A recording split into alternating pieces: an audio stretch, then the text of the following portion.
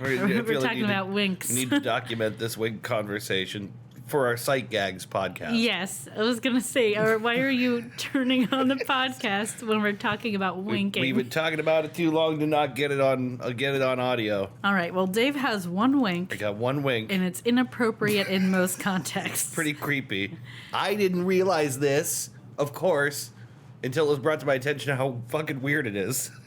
Because we were talking about if you were Santa and how, like, Santa will wink at the kids, and you were doing your wink, and we're like, why are you winking at him like that? Yeah, why are you winking at the kids like that? It's because you open your mouth. Well, I don't know. It's just my face doesn't move right. I only have one wink. So, and then I demonstrated my multiple winks. There's a normal friendly wink, and then there's a sexy wink. Right. They are different. They are different. The sexy one is a little slower, and there's a little more head movement. Okay. Do you guys have multiple winks? Tell us. Tell us. Send us an email about the ways you wink. We want to know about your winks. And not in a dirty way. Yeah, that's not how I heard it. I don't want to hear about your winky. I want to hear about your winking. Your winking. If you say so. And not your wanking. That's totally different. Different vowel. Wanking is, that's very different. I don't want to know about that. Yeah, let's not ask them about that. I'm not judging you. I just don't want to hear about it. You do what makes you happy. Yeah. Yep. I don't know where I was going to go with that. Were you going to talk some more about wanking? Yeah, actually, I was. I was talking to Mike. I told you I was talking to Mike tonight. He might be listening to this. I don't know. Hi, if you're listening, Mike. Yeah, so I was telling him about working from home, and he was just saying, and you can masturbate anytime you want. And I was like, yeah, I guess, yeah. Yes. Yes. Yeah. It's kind of funny. Yeah, that's my main complaint about having to work out in the public is the inability to masturbate. Yeah, the fact that you can't masturbate everywhere you go is really, it's just a bummer. Yeah. I don't like it. Society. Keeping the woman down. So, yeah, it's another episode of Goose Chase. Episode 26. Yes, we have done 25 of these, plus this. It is end of February. Mm-hmm. We had our Valentine's episode last week. That was nice. I think this is the first episode where we didn't start it by saying hello in some way, because we just launched into a conversation. You're right, it is. So, hi. Yeah, or more appropriately, hello. Hello. Okay. All right. Let's just fit everything in. It's just every inside joke. We've started doing a new thing on the Dude podcast, which is just when something like that happens, someone goes, "No one knows what that is." I noticed that. Yeah. No one knows what that is. Stop it. No one knows what that is. So yeah, I don't know. What do we have to catch up on? How do we open here? I'm real bad at the opening of an episode. I gave Boba a new toy tonight. That's cool. And he seemed to really like it. Yeah. I didn't buy him a birthday gift or a Christmas gift, and I know he doesn't know because he's a dog. Mm-hmm. But I know, and I'm not a dog. And your guilt. My guilt consumed me for months. Yeah. And I was at the pet store, so I picked him up a toy. Yeah. And it's like it's like a two-handled... bombers. It's a two-handled ball. Yeah, they call it a bomber. It's got like handles on both sides, and it's like a very tough round ball. Yeah, it's supposed to be like virtually indestructible, and he has already destructibled it. Yeah, he's already punctured it. He punctured it. And it makes this horrible like gasping noise almost when he crushes it. For breath whenever he chews on it. Sounds like a dying animal. But he does really like it, and he kind of likes to play tug of war with it. Yeah. So he does. He really likes it. He seems really happy. I think he's happy. So I'm satisfied. Right. Yeah, so there's that. McDouble Watch 2018, no news on that front. It's not coming back yet. I'm still holding out for it. So the other day at work, one of my coworkers said something about, we were talking about McDonald's or fast food or something, and she said something about getting a McDouble, and I was like, you can't. They don't make it anymore. And Trish was there too. And is she okay? So Trish must be deeply incensed about the McDouble, right? Or at least has Yeah, heard. because she was, remember Chris told that story about how they were right. going to go get one and they couldn't. They realized So- in line they couldn't get a McDouble, and they pulled away. Yeah. So we told our coworker that. She's like, no. And Teresa's like, it's true. Yeah, it's true. I mean, in fairness, and I know we've been over this 100 times, but I'm glad the Bacon McDouble exists. But I'm not going to pay $2 for that. No thanks. Or do dollars. Or dollars. Yeah, dollar. Duh. I wasn't Yeah. misspeaking. I just turned French for a moment. You did take French Yeah. because you're Poorly. French. Because I'm. Is that how that works? If you're French, I guess if you're French, you take French classes. Well, you said I turned French for a second. Oh. So I was just saying, I was trying to go around with it, go along with their joke retroactively. I got very confused. It didn't work. Sorry. Man. Great, but bad dismount, I think. I but knowed you, and I was trying to go back and yes and you. Yeah, so no McDouble. I did read, I'm sure, okay, so this is relevant to us in some way. We were some of the fucking idiots that went and stood out in front of a McDonald's hoping to get Szechuan sauce one day last year. Only for like 15 minutes. We didn't stay that long. The line was too long, the quantities were too limited, and some of the people were just not douchey. good. Yeah, did not enjoy the company. But anyways, I did read they are bringing it back. Yeah. And I believe they intend to do it in a bigger way. It's funny to me because all of the McDonald's in this area have been out of those chicken tenders for like since they released them. They're not good. I'm going to say it right now. Wendy's is better. Yeah. Believe the hype. The only downside to the Wendy's ones is that I want the sauce, Yeah. but they make me say sauce, and I feel so embarrassed every Yeah. time. Yeah. And every time I ask for it, but I like mumble it because I'm embarrassed, and they're like, "What?" And I have to say it again, louder. They know you're ashamed, and that's why they make you do it My again. secret shame. All I can think about right now is food because I've been not eating calories for like 2 You're weeks. dieting. Yeah. It's working. Meanwhile, I am eating jelly beans for dinner. Because I am supportive. Wholesome. No, honestly, I'm good. I'm trying to get to the point where, like, just like with smoking, where if I can't be around people who are smoking, I'm losing the war. Like, even if I'm not smoking, if I can't be around the smoke, I'm losing the war. So I don't really want people to adjust their diet in front of me.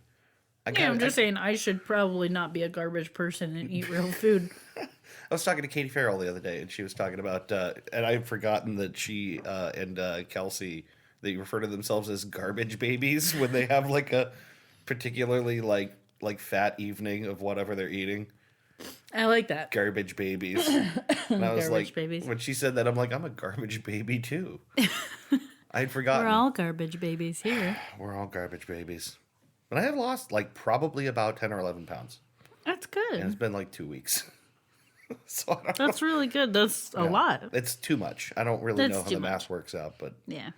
it's all right. I'm dealing with it. What else? Thinking sound. Yeah. I Gosh, don't think there's all that much. You know what? Why? I feel like I used to know how to start this show, and We now I had just kind of.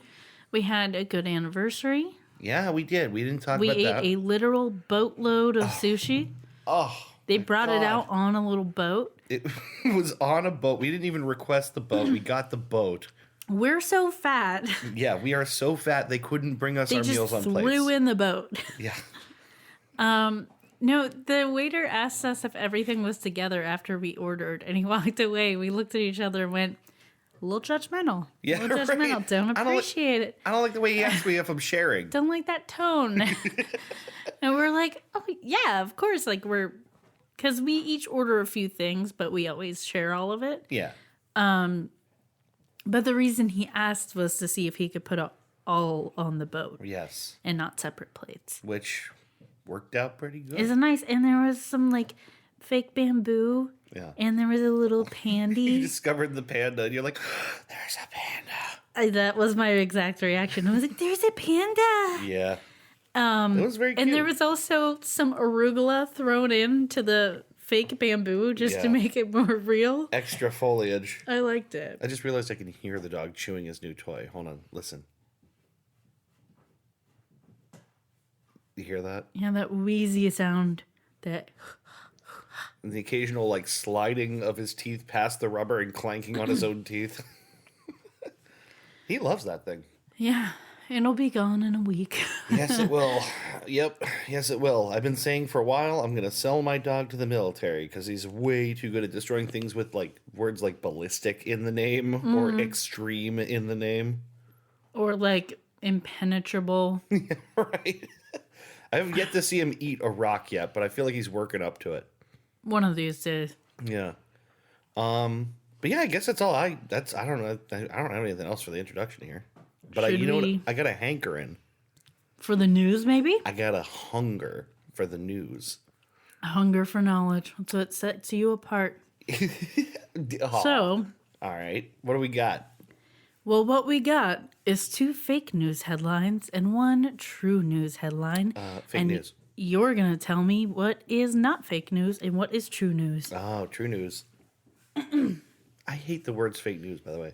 Yes. I just hate them. But anyway, Okay, what do we got? first headline. Ding ding, number 1. Almost read last week's headline, or a couple weeks ago's headline. Make-A-Wish Foundation apologizes to family after accidentally booking Nickelodeon star Drake Bell of Drake and Josh for terminally ill patient who was expecting Drake the rapper. All right. I can see it. There's a mix-up. There's a lot of Drakes out there. There are a lot of Drakes. Second headline.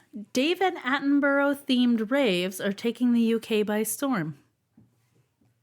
David Attenborough themed raves.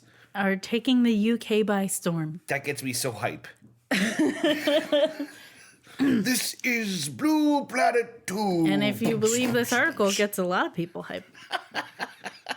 Third headline. All right. New Orleans artist throws beach parties at potholes, invites Public Works Department. Beach parties at potholes invites Public Works. That's interesting. Want to recap?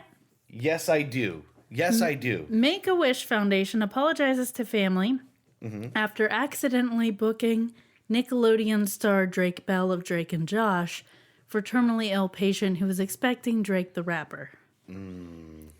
Second, David Attenborough-themed raves are taking the UK by storm. Or third, New Orleans artist throws beach parties at potholes, invites Public Works Department. Oh my God. I want number 2 to be true. I don't think it is. Not because it shouldn't be. I just think you're the first person to think of it. I do know your love of Dave Attenborough. This is Blue Planet 2. Oh, I was just talking with Chris about this the other day. He says he's watching Blue Planet. I've been saving it for when I can watch it in 4K. And he says he can't watch an episode without doing that. This is Blue Planet 2. I want it to be true. I don't think it is. I also don't think it's the Drakes. I think it's I've heard lots of stories of interesting ways of people trying to get potholes fixed. And I'm thinking that's the real one. Final answer? Final answer. You're wrong. Please tell me David Attenborough raves are a thing. They're a thing. Oh, I so don't mind losing. Oh my God, I'm so happy. I saw that and immediately No. knew it had to be my true news story. Oh, that's rad. And I went to multiple sites just to make sure it really was real. That's so cool. So, David Attenborough's Jungle Boogie, an all-night dancing affair that pays homage to the world's most beloved biologist, has recently sold out 2 600 to 800 capacity shows in both Leeds and Liverpool. Oh my God. They play episodes of Planet Earth 2 and Blue Planet 2 behind a DJ who throws down samples of the 91-year-old naturalist's narration. Ravers don cutout masks of the wildlife expert's head, Shut up. take photos with the life-size cutout of Attenborough, and dance the night away to house, funk, and disco under the fake foliage of each venue's jungle-themed atmosphere. Oh my It's God. put together by a promotion company called Good Life. Word has spread about the popular party, and Attenborough event is now planning stops in Bristol, Cambridge, Oxford, Brighton, Southampton, Cardiff, and Leamington Spa. There's a link in this article to learn more about the Jungle Boogie. Oh my God. And it says, check out what happens when you mix Planet Earth clips with dance footage, which we will have to watch later. Okay, something just occurred to me. David Attenborough has to know these are happening. Mm-hmm. What if he just showed up? How long till he goes to one? That'd be amazing. He'll blow everyone's minds. Oh, yeah. People will die. Although, like, I don't know. It might not be safe because a lot of people are probably on ecstasy and they might just, like, rip them apart out of excitement. Yep. A lot of people rolling and then just, everyone wants to pet David Attenborough. And then it gets weird. Yeah. He's 91? Yeah. No He's shit. been at it for a long time. You know, the dude looks old, but he doesn't look 91. He looks good, though. He does not look 91. If That's this is a recent surprising. picture. Yeah. Look at this cutie. Oh, he looks older than that. Well, I don't know. Maybe that's an older picture. I'm not sure. There's a little clip of him that was in the Blue Planet trailer, and that's what I picture because it's the most recent thing I've seen of him. I'm going to look up a picture. Doesn't look 91. Nah. The dude's aging with the grace of someone who gets to make nature documentaries for his whole life. That's true. Right? Like, it's not like he's a coal miner. Nah, I mean, he looks old, but he doesn't look Yeah. 91 for sure. That's impressive to me. God, we should have a David Attenborough party. Oh, let's I do know it. for a fact You know what? people would come. Ben can DJ. Yeah, right. Ben can DJ. Ben can DJ. And we'll make masks of David Attenborough. We'll use the projector and we'll put, like, up on the wall real big. We'll take the TV down and just make a projector of, like... Why don't we just throw the party down here? Yeah, put it on the wall. Mm-hmm. Everyone just boogie to And David take some me. Yeah, exactly. We'll get a life-size cardboard cutout. We'll roll ecstasy and then we'll just lay out, like, 100 blankets and just whatever happens, happens. All right. That would be insane. That'd As be the long as weirdest one thing of that ever them happened. isn't my hedgy blanket. No, hedgy blanket is not getting anywhere near that. Yeah. Nowhere near that. Too innocent for that. Wow, well, you got me. Got you good. You got me good. I really believed the pothole story. I was inspired. Because of the guy that draws dicks in him? Yeah. That's what... I should have known. There's a thing that you do, and this is not the first time. I know that you take true stories and change some details. I try not to do it in an unfair way. Like, I try not Right. to find something that's, like, true and then just change the state that it happened in or something sneaky like that. Right. You But I change it try to enough. make it, like a similar thing, but not exactly the same thing. I'm going to start looking out for that. You might have to adjust your strategy. Because next time I'm going to think about that. This is the first time in a long time that I didn't have to come up with the stories the day of. Yeah, right. I actually had them done yesterday. And I did them Nice. fairly quickly, too. So, Getting better at this. eh. Old newsy quiz import. I just happened to have a less busy week. Right. Well, that's good. Do you God, hear the dog was really I was going gonna say, at it. now I really hear it just... Oh my god, that poor... Someone should put it out of its misery, that toy. Good thing it's not alive. Anyway, that does it for the news quiz. And on to my little segment. Yes, our mid-segment. What do you got for me? I wanted to talk about something, a recent development. It made me really happy, and it's something I've wanted to do for a long time. So I work with Trish, Yeah? and the other day, out of the blue, she looks at me and just goes, "Do you want to learn sign language with me?" Hey. And I went, "Yes, I do," because I've wanted to learn American Yeah. Sign Language for a really long time. And apparently we have a customer who's deaf and who uses sign language, and she's always really nice, but Trish is much the same way that I do. She feels really bad that she can't communicate better with her Right. on her own terms Right. without, like, I feel bad having to write stuff down or something. Like, it's just annoying. Yeah. So, I mean, it's not annoying to me. It's just, I feel like it's annoying to the other person. Right. Just like, I should know more sign. And I know a little bit. Like, I know okay, and I know yes and no. I know I understand, Yeah. but I know very little else. I Right. know thank you. But that's it. That's like the gist of it. Yeah. But at the very least, like, if someone's explaining something to me, I could say okay, or like, I understand, so they know that, like, I'm trying. Right. But she helped that person and then came back and went, "You want to learn sign language?" Yeah. And I was like, "Yeah, I've actually really wanted to learn for a long time." She's like, "Yeah, I've wanted to learn since I was like, 15 or something." I was like, "Yeah, me too." Yeah. And I was like, "All right, let's learn sign language." And there's a great website I've known about for years called lifeprint.com. Okay. And it is an ASL website.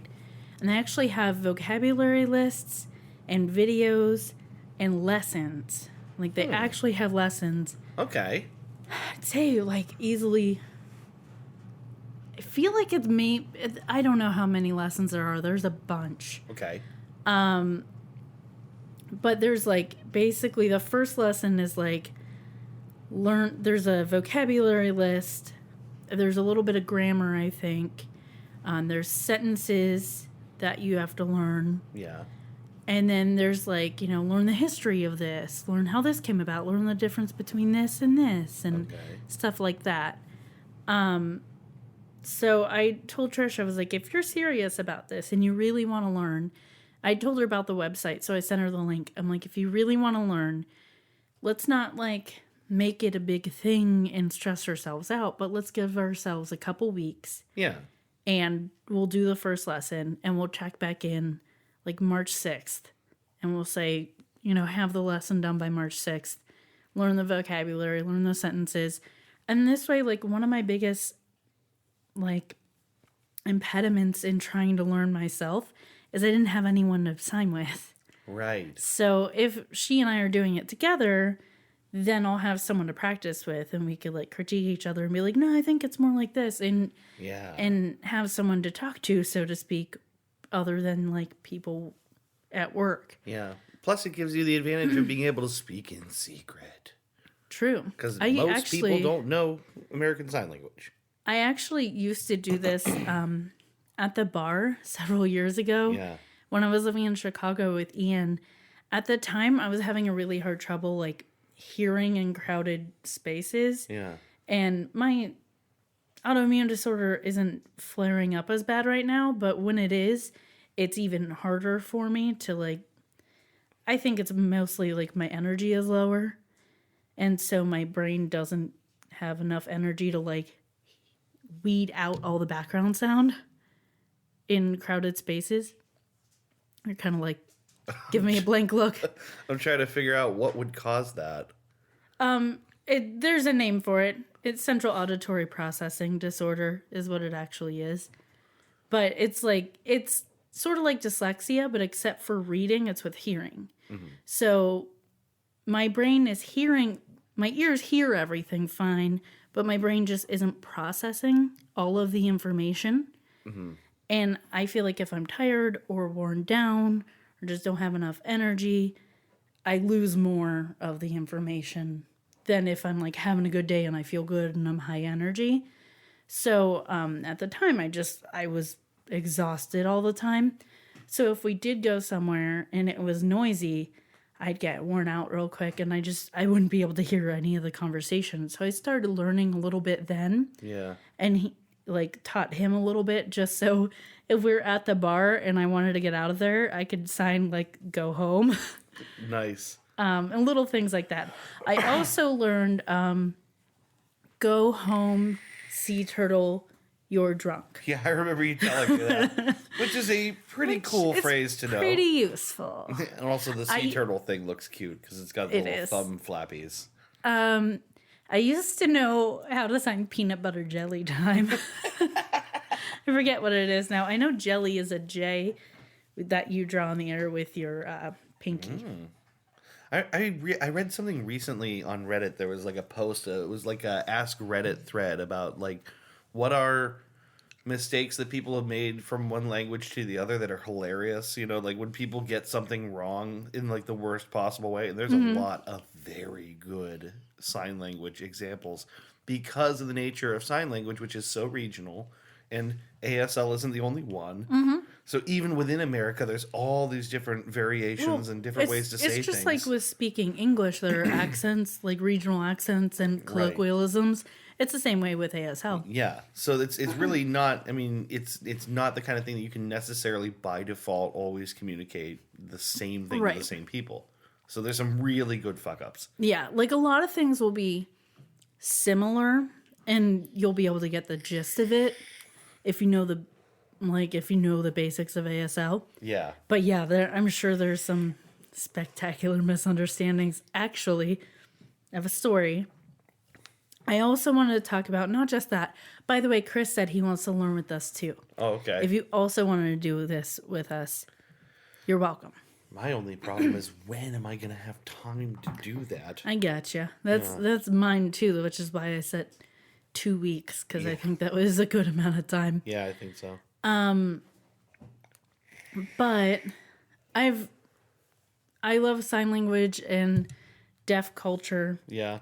And there's a documentary I watched a long time ago. You told me about this. Yeah, it's called See What I'm Saying. Yeah. And it follows, I think it was four different deaf artists. There was one that was in a band. Yeah. One who was a singer and actress. One who's a comedian. And one who's an actor. And all of their stories were really interesting. I really enjoyed it. I don't know where to find it now. I think at the time it was on Netflix, but it's not there anymore. Okay. But if people can find it, I suggest they listen to it. Yeah. Or watch it, rather. One of my favorite things from it is the comedian does a set. Yeah. And afterwards, like, fans are coming up. And he has an interpreter for him, obviously, like, talking into the mic while he's signing his set. Wasn't this Aziz Ansari? No. Oh, this is But Aziz does have an interpreter joke. Okay. Which is really good. But I'm thinking of something else. Okay. But he does his act, and afterwards some fans come up, and they're trying to ask him if he smokes, like if he wants to smoke with them.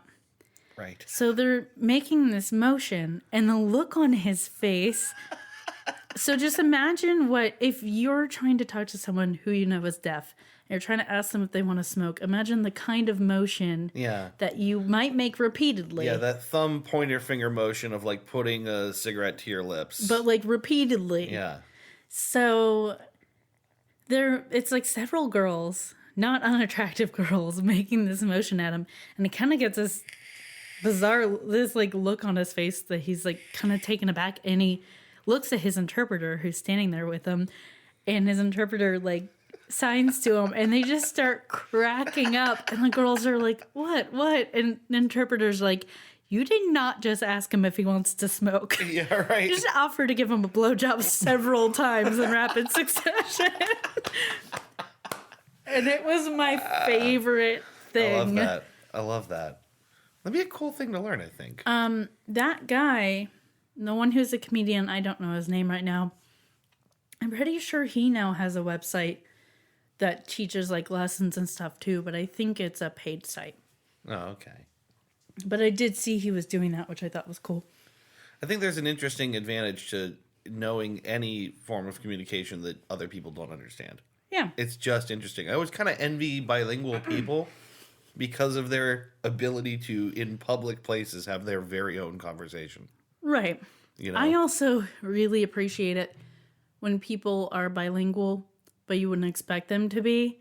And then they can call people out on shit when they're talking the language they happen to know in front of them. That time that someone is there that speaks the language that two people don't expect them to. Someone was just telling me a story about this the other day of like, they were somewhere and these like older ladies who speak Spanish were being judgmental about her. And she just like, as she got up to leave, was like, yeah, I understand you. Oh my God. Well, that's cool. I think I would be interested in that. I don't know how much time I have to do it or if I'll keep up with it. Well, I mean, no one's going to slap our wrists if we don't do Right. it fast enough. I'll send you the link and you can look at it. I think it's pretty doable. Yeah. But I set like a 2-week time period so none of us get overwhelmed or anything because I'm so busy. Like Right. there are times in my life when I would have been more gung-ho and would have been like, give me 3 days. But now I have roller derby and just life and work and doing this podcast. And Here's what we'll do. We'll learn sign language, and then we'll just do the podcast in sign language from now on. yeah, oh, this will be great for our Psychags podcast. That's gonna be awesome. The whole podcast is going to be in sign language. Just us making, like, these kind of... I don't like that. I bet there are a lot of people that don't like that. a little finger slippy... Oh, just give me chills. Ugh. And I'm not that- seeing you do it. Oh, I don't like it. What's wrong with that? I don't like it. Is it... How's that? That's okay. Don't like that. I don't get it. Man, people are different. Did you just call me fucked up? I said different. Condescendingly. Sounded like fucked up.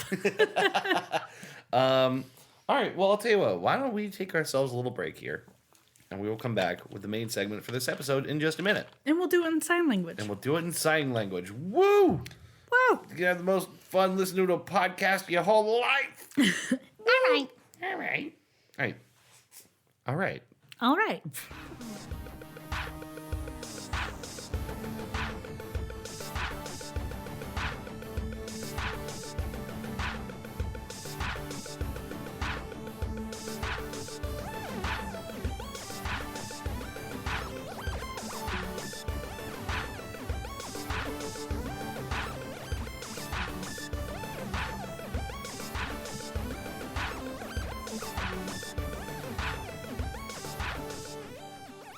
And we're back. Oh, hi. You had to get one in. I did. Yeah. Well, you missed it at the beginning. It's part of the show. Yes. Yeah. We are back with the main segment for this episode. The main signal. The main segment. The main Sigmund Freud. So would you like to introduce this, or would you like me to? I want you to do it. Okay. I will do this by way of a little brief introduction first. Which is to say that, okay, so I have now been in this house for like almost 4 years, I think. Mm-hmm. Has it been? Is it longer than that? Because we've been dating for 3. Right. No, so yeah, I've been in this house for like 4 years plus, maybe 4 years and a couple of months. And ever since I moved into this house, I have been afraid of this house. I get creeped out by basements, and I get creeped out by noises. And It's good that we spend a lot of our time in the basement. I know. Well, all the lights have to be on, right? And like, I get weirded out by, going up the stairs. I'll look over my shoulder. I will say that your basement is one of the least creepy basements. It's less creepy than my basement, and I live in that basement. Yeah, it's not really a creepy basement. It's just that I always feel like I'm being followed or looked at. I have this thing. I can't often do the dishes at nighttime because I'm in front of this open window and there's dark and I'm waiting for someone to be out there looking at me, right?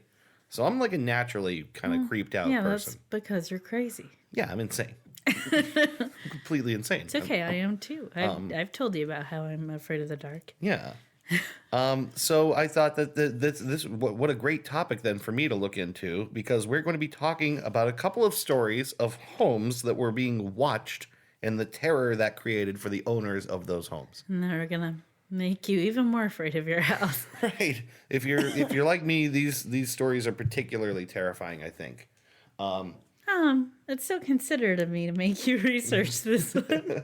Well, no, I mean I'm glad that I'm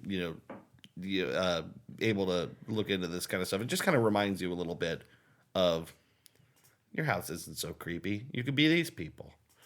Yeah. Right? Sure. So first and foremost, We're going to start with the story of the House Watcher. Another Jen suggestion, I believe. Yes, the House Watcher was a Gen Special. Yes, the House Watcher of New Jersey. Which I'll just launch right into it. The House Watcher story starts in May of 2014. It's in a town called Westfield, New Jersey. Wait, is this from the show Real House Watchers of New Jersey? It's just a bunch of like guys in hoods. You're like, I really like this house. I like the family who lives in this house.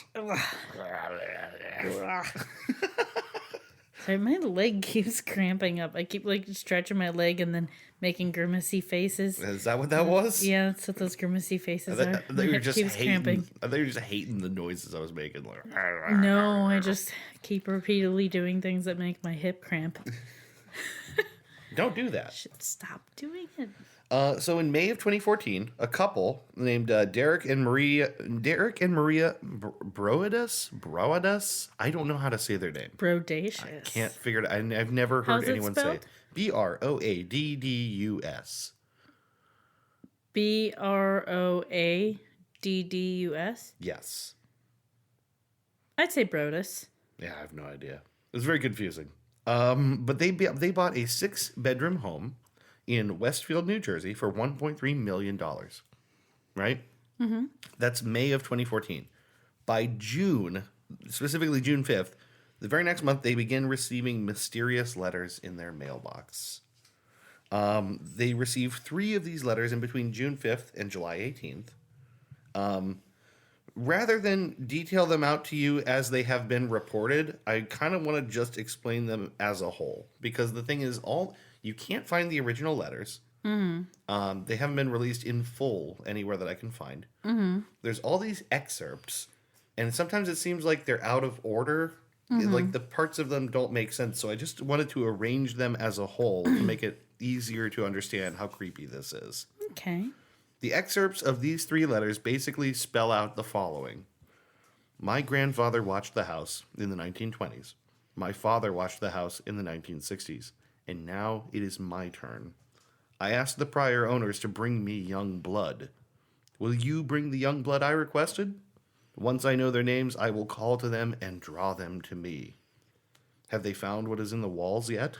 In time they will. I am pleased to know your names now and the name of the young blood you have brought to me.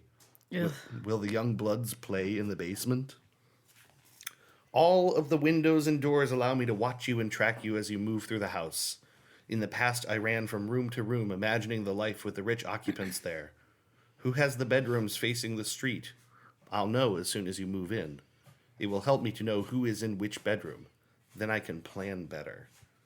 Now I'll watch and wait for the day when the young blood will be mine again. Ugh. So spoopy. Yeah. Really creepy. They have no idea where it's coming from. The family flips shit, right? Of basically. course. They're like threatening your kids. Yeah. In February of 2014, which is not even a full year after they bought the house, they put it back on the market for $1.49 million, which is curious to me because that's $200,000 more than they actually bought it for. Right? So I'm just drinking this delicious black cherry soda. Yeah, that actually is really delicious. So you would think that they'd be like really motivated sellers after something like this. Yeah. But they actually kind of hold out for more than they paid for it, right? Mm-hmm. If this was me, I would be eager to get rid of this as soon as possible. Well, it sounds like obviously they're like rich enough. That dog is so loud. Is that what I'm hearing? Yeah, that's the I feel boba. like I gotta go take that away from him. You can. I'm going to. Hold on one. Yeah, so like it seems like they were well off enough, but I'm sure like they're gonna have to be paying for a new house. They probably still want to get as much of the money that they can. Yeah, like on some level, if you're buying a $1.5 million, or somewhere in the ballpark of $1.5 million house, you're kind of fine. You're probably all right, But yeah, they hold out. They asked for more than they bought it for. That surprised me. But over the course of a couple of months, they kind of dropped the price down.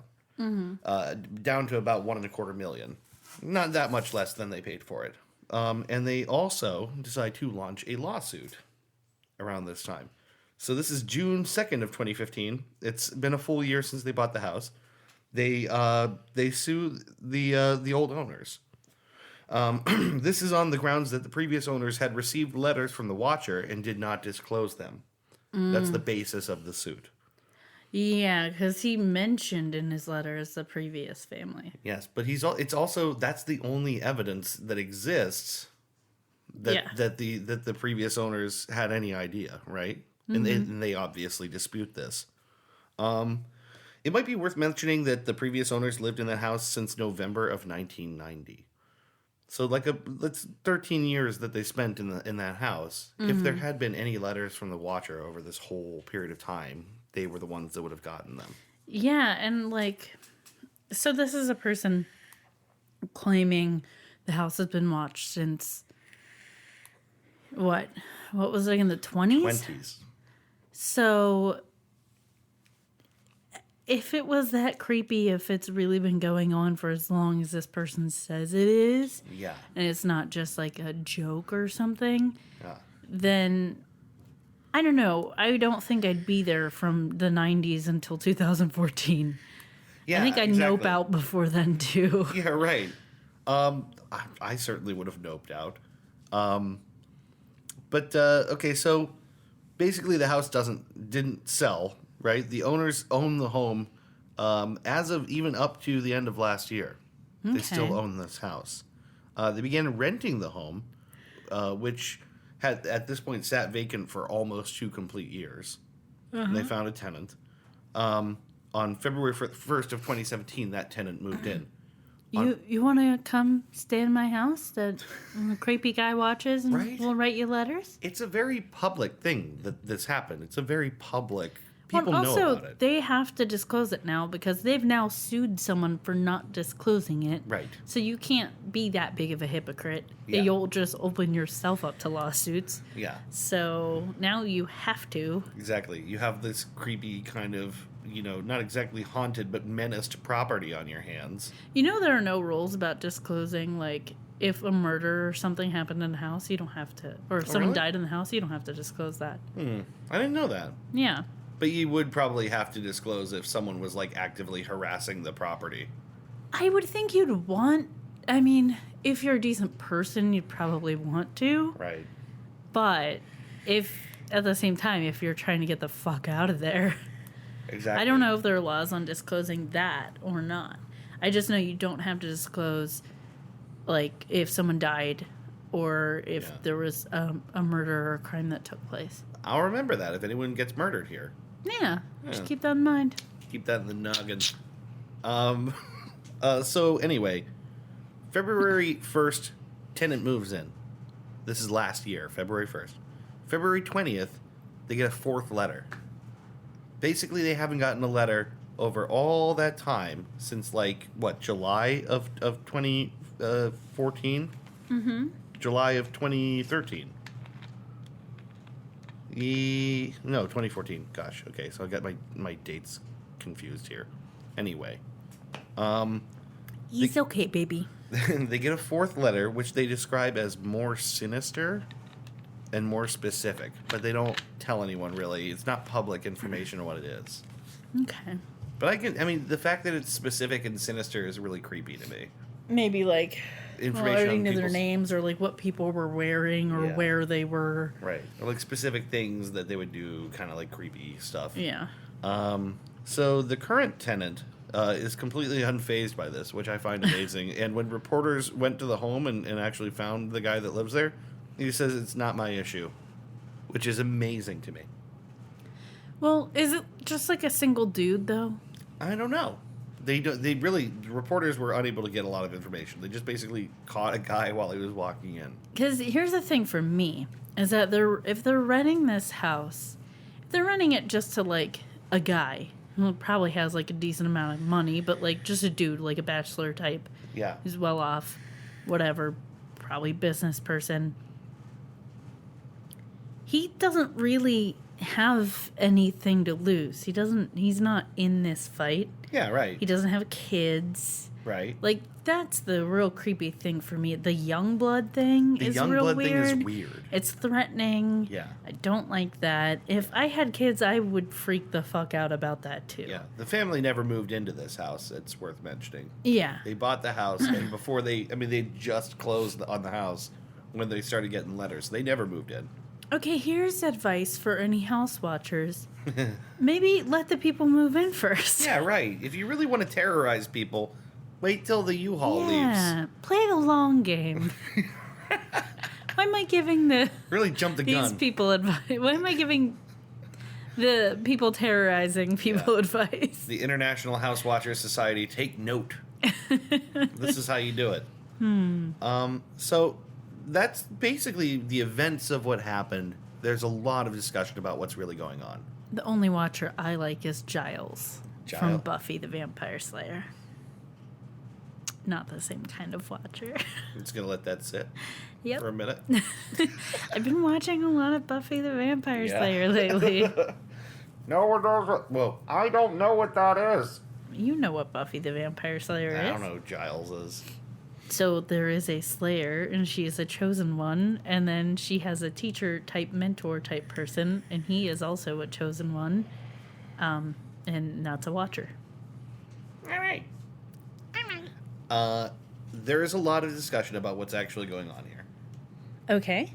There's the Unsolved Mysteries subreddit has a lot of people talking about it, or has had a lot of people talking about it. Mm-hmm. The truth is that nobody knows for sure what is going on. No one's probably ever going to actually know. Yeah, really, I think people will probably never actually know.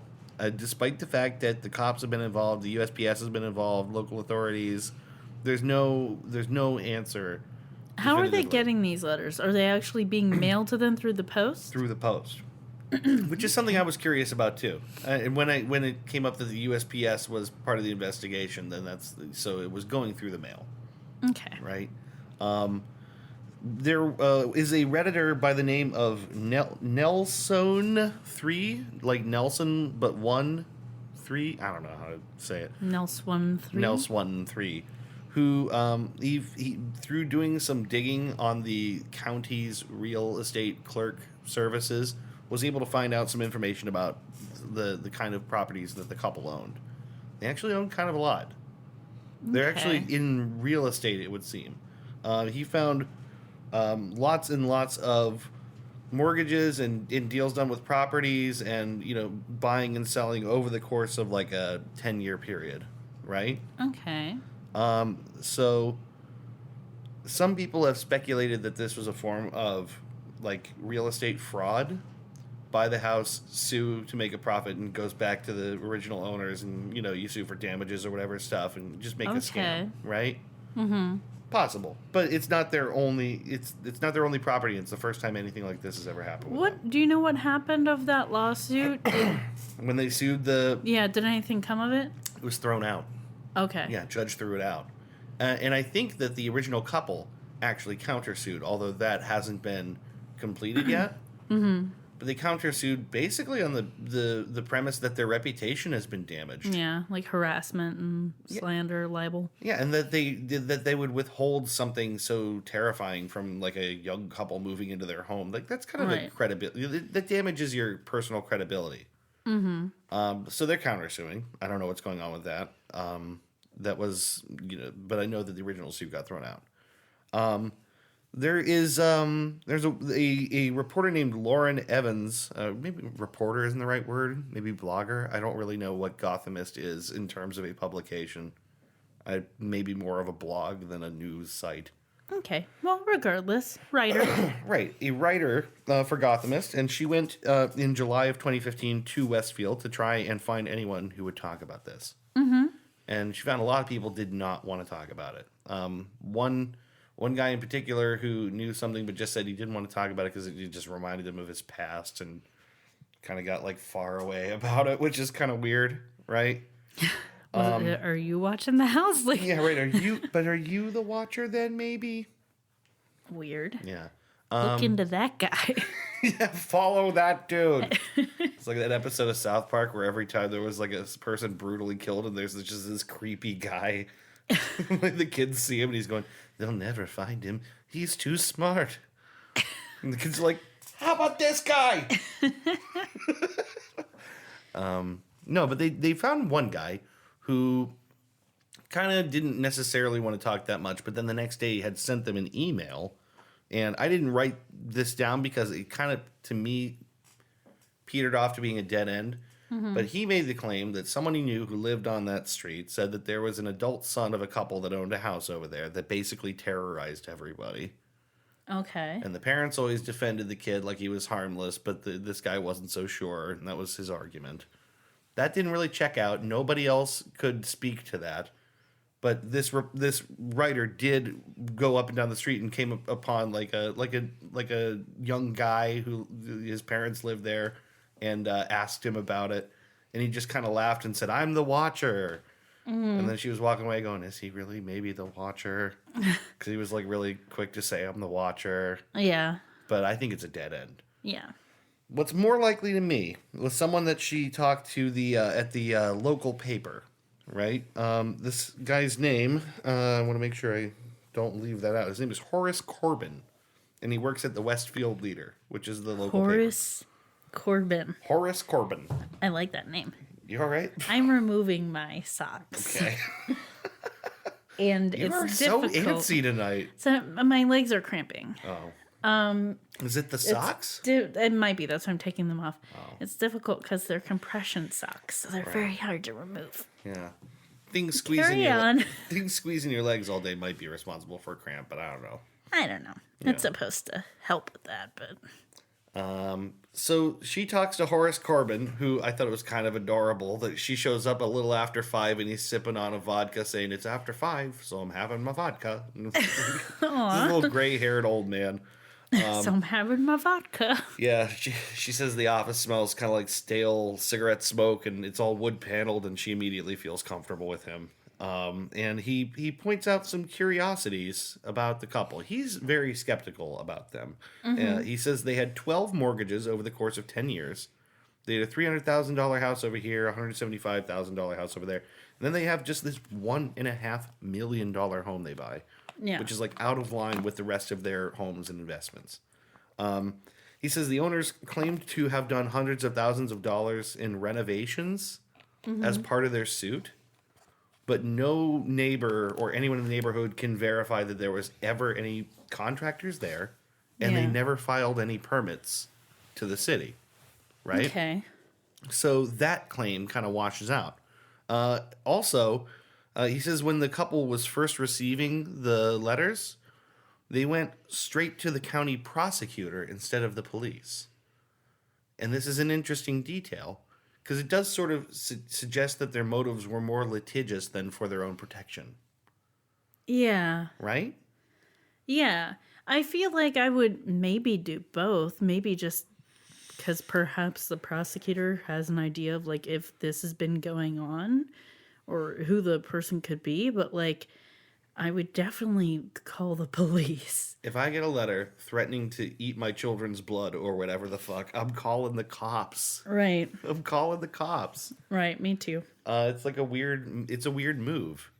It is a weird move. So basically, But maybe they knew the prosecutor.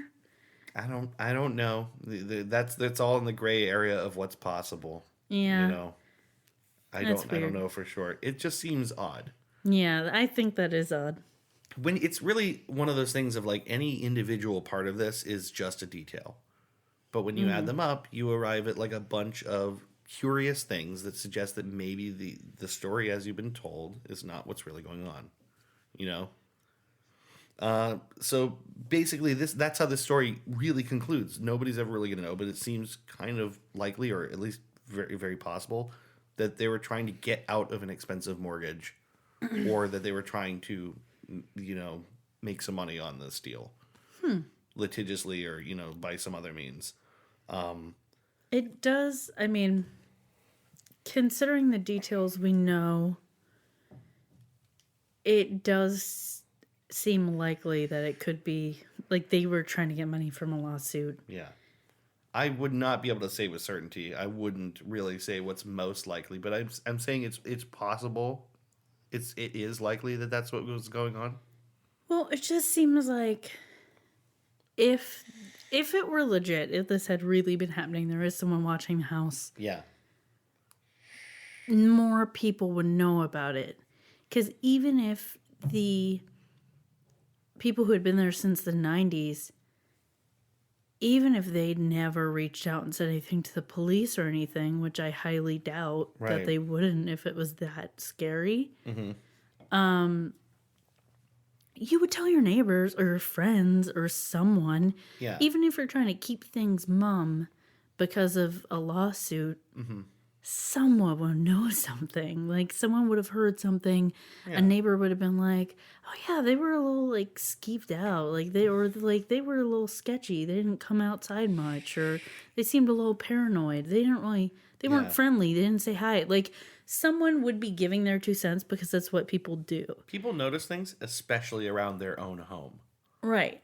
And I think in neighborhoods, people generally look out for the neighborhood. Yeah. Because they're invested in it too. And if it's that kind of neighborhood with that expensive homes, people are definitely keeping an eye on their shit. Yeah, right. Like, if they notice someone creepy around, they're going to say something. And there's probably a goddamn fucking homeowners association there. And those pains in the asses don't let things go.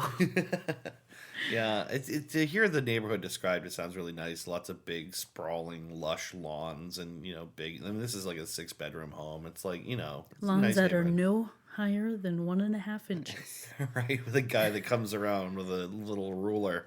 Mm-hmm. Yeah, nope, not up to code. The lawn's not up to code. There, get up, boy. I'm gonna write you up with the homeowners association. If you get written up one more time, you're out of here. This is just a warning. I like that face. So yeah, that's all we really know about the House Watcher. But it's a good creepy story, I think. It's a good story. This next story is genuinely terrifying. This is, as much as I enjoyed researching the House Watcher, this one, when this came across, I was like, oh my God, how do I not talk about this? There's a lot of coverage on this. The most comprehensive is probably the 2020 investigation that they did on this. So you can find this yourself. It's on YouTube. It's the story of a couple named Jerry Rice and Janice Reuter. Reuter. Like I was gonna say, like this isn't a deep dive. Like I said, this is known. This is a pretty publicly, available story. But Jerry and Janice, they're a young married couple, right? Mm-hmm. They buy a home in Carmel Valley, San Diego, in the fall of 2011. And very shortly after moving in, a lot of strange things start happening. And while there were clues from the beginning, they didn't really seem relevant to them until time went on. Yeah. So they even very quickly after moving in, there was something there were things they missed. Oh, wait. I'm wondering if I know this one. You okay, might. Keep going. Okay, you might. I'm excited. Very early on after they moved in, they began receiving weird magazine subscriptions for like adult incontinence products. Which all right.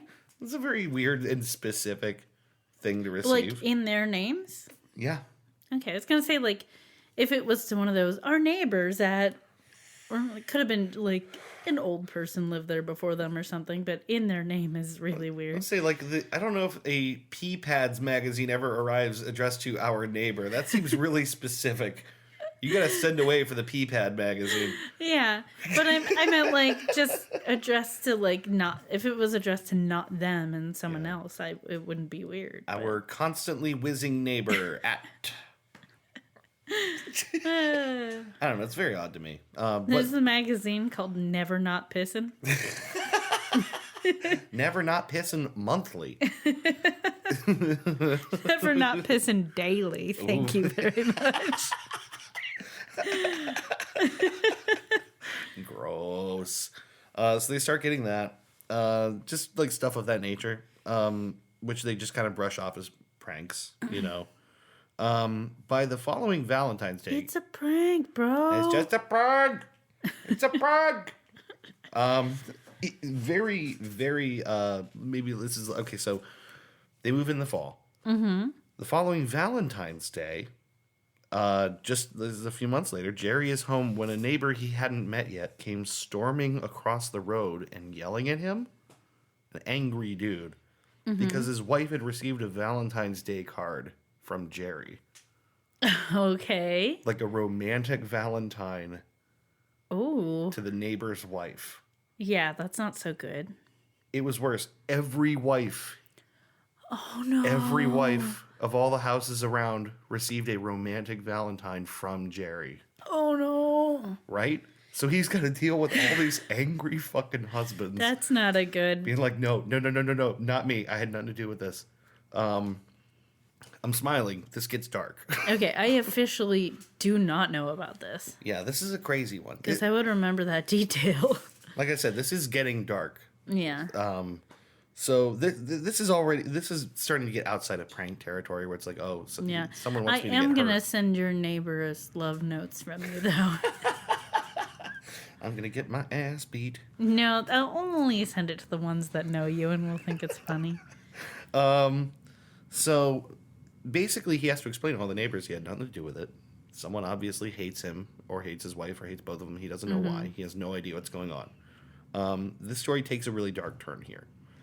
There's like a local singles swingers site that, and I'm not sure which one, singles swinger, something like that. It's basically like a, personal swingles. Swexy Swingles near you. Swexy Swingles site. Swexy Swingles swite. Hubba. Yeah, I'm not sure which one it was, but there had someone posted an entry with Janice's face on it. Janice is his The wife. wife. So they put up an ad seeking people with her face, right? It was encouraging men to come to her home for sex during the hours her husband was away at work. Yeah, that's fucked up. And of course, they discover this and they're horrified, and they start putting security cameras around their home. Was it just saying, like, come to the house between those hours? Or was It's it getting worse. saying, like, Yeah, essentially break in Yes. because that's my thing? yes. So that's where it gets really That rings a fucking bell, scary. and I don't remember if it's from, like, about this, or it's from, like, a crime show that I watched that did something similar. Well, the thing that's fucked up is, as I was reading this, I was getting a kind of a pit in my stomach because I'm going, this sounds really easy. Yeah. This sounds really easy to do Yeah. to somebody. If you know someone's address and can get a picture of them. It's that simple. So then the thing is, so they start putting up security cameras. The husband is, like staying up all hours of the night watching the house, basically. Yeah. And he sounds like a really sweet guy. He like works with like people, like kids with like disabilities and stuff. He just sounds like the most like selfless person to then have to stay up all night guarding his house. Yeah, from and his potential- wife. And his really, wife. like, Yeah. because as much as someone tried to get him in trouble with the neighbors and get the shit beat out of him, someone's trying to get his wife raped and assaulted. I would way rather have to take punches to the face all the time than have to be worried that someone's going to come here and do something to you. Right. This is like, it takes an especially dark turn, Yeah. The thing is, they don't even know yet that people have started responding to this. Mm-hmm. And she's, like, her profile is messaging back, right? And it's saying, like, yeah, basically, show up anytime during here. I like the element of surprise. I want it to happen while I'm saying no. Like, very specifically encouraging people this. to rape her. Yeah. So, the thing is, people show up twice. Mm-hmm. One time, a guy shows up while Jerry is home. Mm-hmm. Right? That guy comes back at another time, and does and obviously is dealt with with the police. Another guy shows up when nobody is home, but they have him on camera. So like, more than one person shows up. So the police begin to investigate at this point. I think they probably already were investigating. I don't know. I wrote that way, but I'm sure they were already investigating. It's at this time. A lot of times, though, like, there's not much they can do unless something actually happens. Yeah, right. So until someone is trying to trespass or get on your property, they really can't do anything. Yeah, that makes sense. If people get letters, it's another one of those things. It's like the house watcher. It's like, okay, well, they drop it in a mailbox. Yeah, but in this case, they didn't even get, like... They didn't really get a letter. They got magazines, which you can't prove who got the magazine in your name, and other people got letters, but you can't. Right. If they were addressed from you, you can't right. see who sent them. So. But of course, now with the electronic thing, there might be a thread they can pull, right? Because they have an account that's been logged into from places. An IP address. Yeah, they can do something. And to add to this, Jerry and Janice remember a detail that didn't seem relevant to them, which was when they first moved into the home in 2011, they received a letter very shortly after from someone offering to buy the home at $100,000 higher than the listing price. Mm-hmm. And they just kind of brushed it off, thought it was like a real estate broker kind of thing, an offer they weren't interested in. Okay. But when the police began looking into the person who wrote the letter, they were able to connect that person to the IP address responsible for the postings. So the whole thing just unravels. Okay. So it's just someone who wanted the house, didn't move fast enough, couldn't buy it from the people who bought it, and are now terrorizing them and potentially threatening their lives because you want a fucking house. Yes. What kind of fucked up shit? I will tell you who the person is, the perpetrator seems so unlikely to me.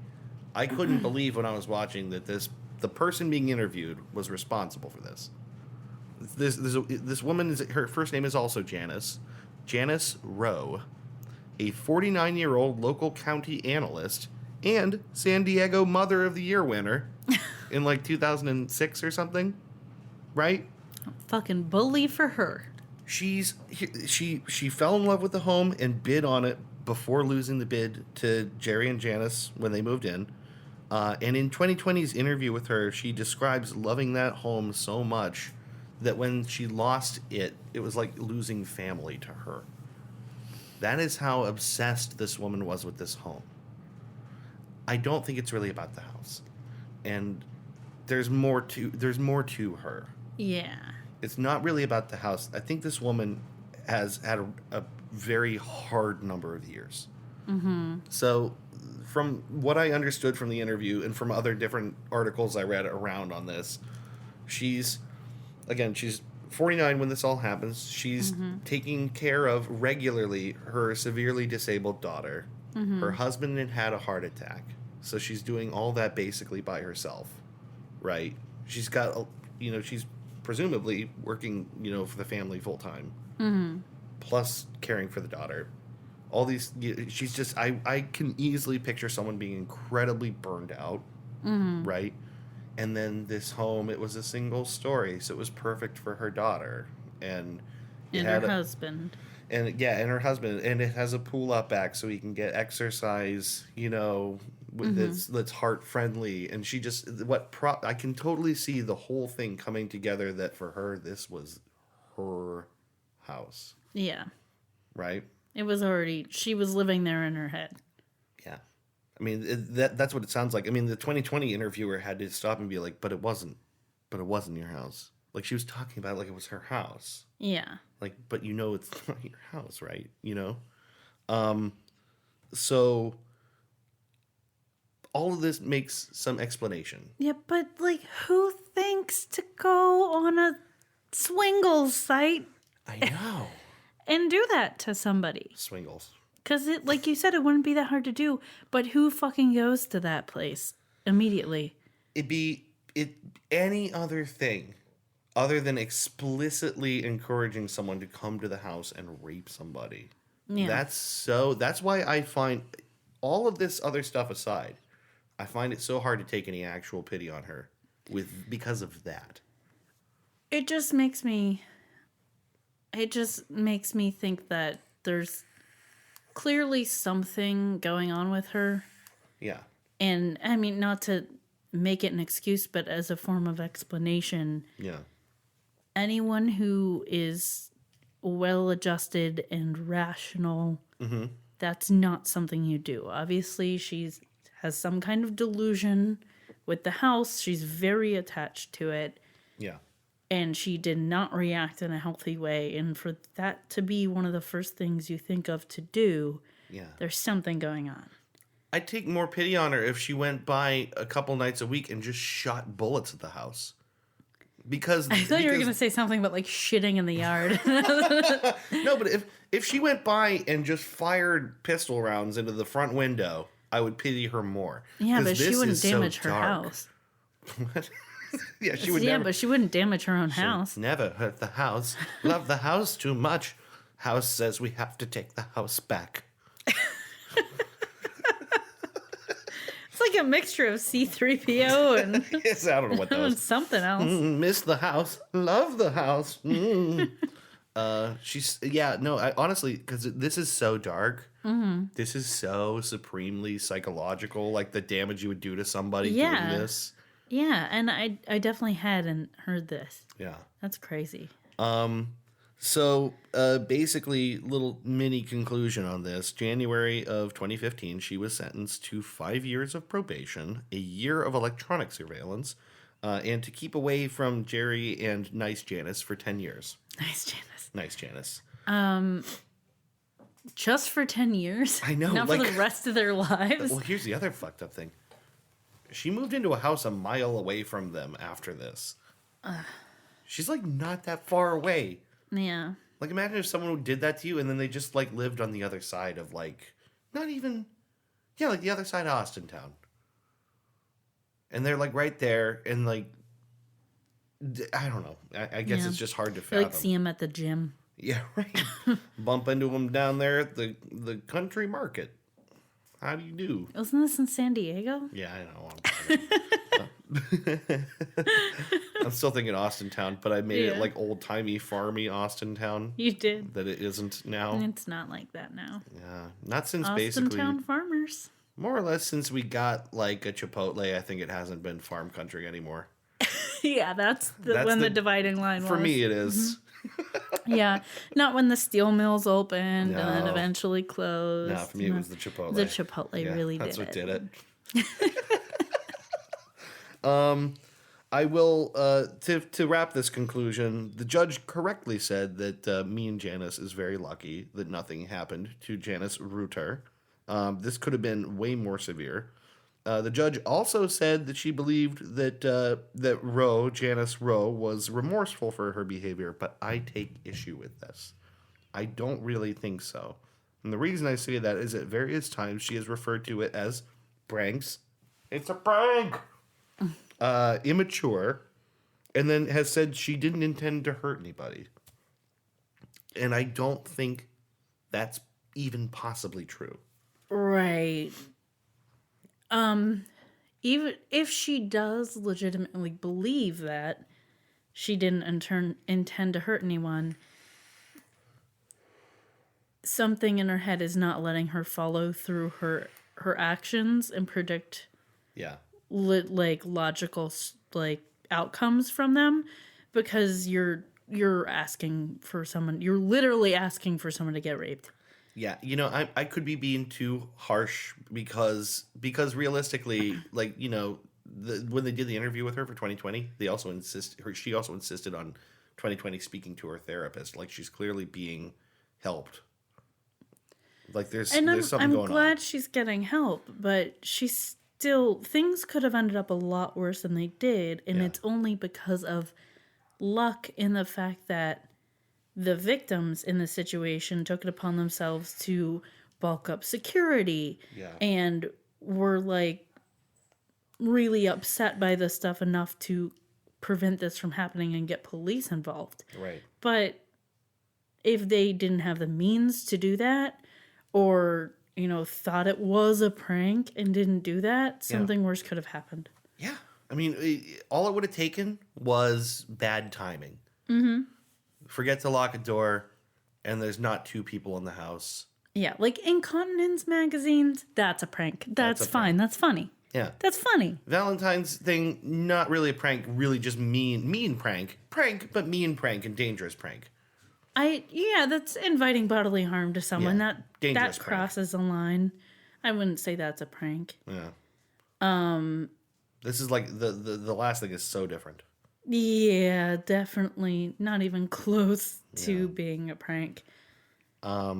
So yeah, basically, I call bullshit. I call bullshit from the mountain. I don't really believe that she didn't intend to hurt anyone, but that's her psychology is, I guess, her problem. I'm glad she's getting help. She obviously needs some. Yeah. Jerry Rice has said that what was meant to be his sanctuary became his prison. I think that's true. I cannot imagine the sleepless nights and the terror and thinking someone's going to do something like this to your wife, and it's just a matter of when. Anytime your home is violated. Yeah. In any way. Yeah. That's what it becomes like. The place that you take for granted as your safe space because it's supposed to be your safe space. You're suddenly reminded that very easily it cannot be. Yeah, right. Like at any moment, jackbooted thugs could come down through here. Like it's possible. It's probably not gonna happen, but. And anyone I've heard talk about like having their home broken into or been robbed or something like that, like that's how they describe it. Like they're just constantly on edge, at least for a long time afterwards, because you never think that can happen because this is your home and this is your safe space. And now you're just reminded that, if someone decides that they don't fucking care, then they don't fucking care. Right. And you live with the consequences of that. And it could be really psychologically damaging. Yeah, I think so. And that is like light compared to what the threat was. Yeah, right. I just, I don't know. I think that if there's, I wrote, I can't believe she's not in jail. I cannot believe she didn't go to jail. But well, she won Mom of the Year. She's Mom of the Year. That's so sad, actually. Mm-hmm. Someone that like obviously was like praised for doing such a like because she was Mom of the Year because of like the kind of care she had to do for her daughter and like like that was like a community thing, and then for her to turn around and become basically the most hated woman in her own community. Yeah, but what's her name probably would have been named Mom of the Year before everything came out too. Gypsy and Gypsy Rose and Dee Dee. Yeah, that's right. That's right. You never know people. You never really know people. You kind of don't. People are really good at hiding themselves. And if you guys haven't looked into Gypsy Rose, Dee Dee. I kept thinking Mama June when you were saying that. Like, no, that's not the same thing. Not the same thing. Yeah. Please, Blanchard is our last name. Mm-hmm. Look that up. Maybe we'll do an episode on it. It's not the typical thing we kind of talk about. Right. But lots of good conversation in it, though. It's incredibly interesting and incredibly sad. I will warn you. Let's put it on the list. We'll talk about it. Okay. Last thing I had to say about this was I think if there's any relief for them, it's that they know who it is. Yeah. The scariest thing about all this is not knowing. I just want them to be okay now. Are they okay now? They're still dealing. They're still dealing with it. I mean, it's only been a few years, and they testified at. I mean, again, this woman was sentenced in 2015. Mm-hmm. I don't know what they're up to in the beginning of 2018, but in 2015, which is 4 years after this all started, when they moved into their home, they were still fucked up about it, and I understand that. But I think that the scariest thing is not knowing, feeling like everyone around you could be the person putting you through that kind of hell. So at least now they know who she is, what to stay away from, and if anything was going to happen again, they would know where to look. Yeah. And that's a great relief. To know your aggressor is a big relief. Yeah, that's all very messed up. I know. I'm glad that it's over for them and that they were able to figure out who it was and put a name and a face to the aggressor, like you said. Yeah, it's just, that's such a crazy thing that you would never think actually would happen to somebody. I'm just still befuddled by, like, how do you go there? Yeah. How do you even know to go on those sites? I know, right? Like, I'm not judging anyone who actually uses, like, singles or swinger sites, but, Swingles. if you're not someone who's using those sites yourself, how do you even know them? How do you even know how to navigate them, or, like, where they are, or what they are, or, like, I would have to do some research I know, right? to find a singles or swingers site. I'm sure it would be a quick Google search, but, like... Yeah. It took me a couple of months before I figured out I had to do something other than put flaming poop on the porch. Like, I'd have to... getting outside your traditional... Like, what bothers people You're sphere, telling I guess. me you put flaming poop on people's porches? No, I'm just saying, if I had to, that'd be the first thing I did. Okay. Flaming poop. I got all It's this. a prank. I got all this poop. We do have so much poop. I got all this poop, and when I'm done. Because of the dog, not No. our poop. No, not. Oh, his you're poop. talking about your poop? Yeah, I got all this poop. Don't put your own poop in the bag. Why not? DNA or something. I don't know. Can they DNA poop? Probably. If there's, like, skin cells sloughed off in it. It probably would be. Yeah, especially if it was, like, a real tough poop. Depends on how much you're straining. This is why they tune in. Yep. Poop talk. This is why you have a forensic scientist as a girlfriend. Yeah, just so I can talk. occasionally turn to someone, next to me and go, wait, hold on, do you think you could DNA this? Hey, you think if I was to shit in a bag and leave it somewhere, they could figure out it was me? Probably. Just asking. For a friend. For a friend. So anyway, that's kind of it. 2 spooky stories. Pretty spoopy, pretty Yeah. sad. Yeah. That second one. Yeah, the second one, there's a whole lot of emotions there, aren't there? There is. I'm a little sad now. But I'm glad it's over for them and they had a resolution. Yeah. And you know what? Time makes these kind of things easier. Yeah. More and time hopefully Jerry and what's the Jehoshaphat? No, the woman's name. That's right. I already Janice? Janice. Good Janice? Nice Janice? Nice Janice. Hopefully Jerry and Nice Janice also are getting therapy. Yeah. Because, like, you need some therapy to get through that. That's okay. I think they have 2 kids, and that probably makes them very happy, and I'm sure They've it's had cool. them since all this, or did they have them while this They was had happening? one, and I think there was was she pregnant? Maybe they were planning to have a second one. I can't remember. Now I really wish I knew that detail. Yeah, that makes it even worse if she was pregnant. I think they had one, though. I think that's it. Maybe they didn't have any kids. Fuck it. I don't know. You look it up. You guys look it up. You're saying it's me. You look it up. Yeah, right. Fuck it, Christy. You look it up. Bitch, you do it. I don't want to do it. So that's it. Yeah. It's another episode of Goose It Chase. was a good episode. Yeah, don't be too spooked out there. Goose Chase. Yeah, try to feel nice and comfy and safe in your homes tonight, and don't think about scary things. Just don't think about them. Just don't think about it. Don't think about them. So thanks for listening. We will see you in another week with another episode of Goose Chase. Of Goose Chase. Thanks for listening. Bye-bye. Bye-bye. You've been listening to Goose Chase. We are Goose Chase Podcast on Facebook and Twitter. On Twitter, our handle is @GooseChasePod, and our website is www.goosechasepodcast.com. If you have any topics you'd like us to research, please email us at goosechasepodcast@gmail.com. If you like what we do on the show, please rate and review us on iTunes and Google Play. Want to go on a goose chase? Ooh, yes.